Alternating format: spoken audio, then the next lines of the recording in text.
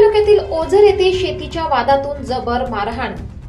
आरोपींकडून मारहाण करताना मंत्री नरहरी झिरवाळ यांचा उल्लेख। अभोणा पोलीस ठाण्यात गुन्हा दाखल।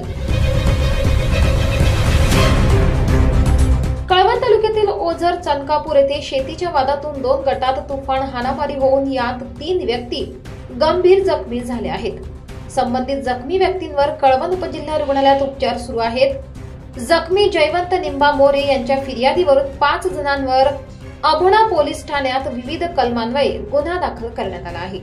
याबाबत सविस्तर वृत्त असे की कळवण तालुक्यातील ओझर चनकापूर येथे दिनांक 2 जानेवारी रोजी सकाळी 8 वाजेच्या सुमारास फिर्यादी जयवंत निंबा मोरे व त्यांची पत्नी हे दोघेही त्यांच्या शेतातील जनावरांच्या गोठ्यातील शेण काढत असताना आरोपी प्रकाश बारकू खैरनार, ज्योती प्रकाश खैरनार, महेश प्रकाश खैरनार, सागर प्रकाश खैरनार व राणी संजय पाटील यांनी गैरकायद्याची मंडळी जमवून त्यांच्या हातात असलेल्या कोयता, लोखंडी गज तसेच लाल मसाला घेऊन फिर्यादी जयवंत मोरे यांच्या डोळ्यात लाल मसाला टाकून अचानकपणे हल्ला करीत त्यांना बेदम मारहाण केली।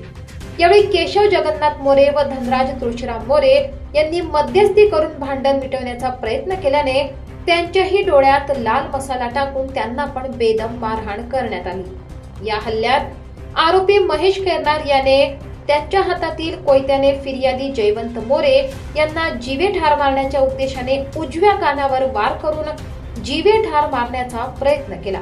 त्याचप्रमाणे आरोपी ज्योती खैरनार व राणी पाटील यांनी फिर्यादीच्या पत्नीला ढकलून देत लाथाबुक्क्यांनी मारहाण केली। तसेच आरोपी सागर खैरनार याने फिर्यादी जयवंत मोरे, केशव मोरे व धनराज मोरे यांच्या डोळ्यात लाल मसाला टाकून त्यांना जबर मारहाण केली आहे।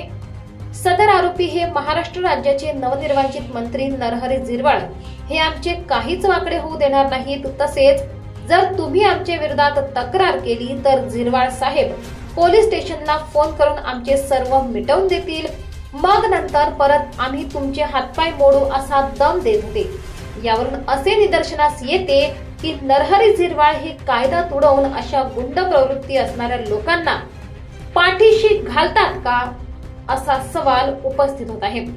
तरी संबंधित आरोपींना अटक करण्यात आली असून त्यांच्यावर अभोणा पोलीस ठाण्यात भारतीय न्याय संहिता प्रमाणे कलम 109, 118(1), 118(2), 181(2), 191(2), 191(3), 190, 352, 351(2), 3 अन्वये गुन्हा दाखल करण्यात आला आहे।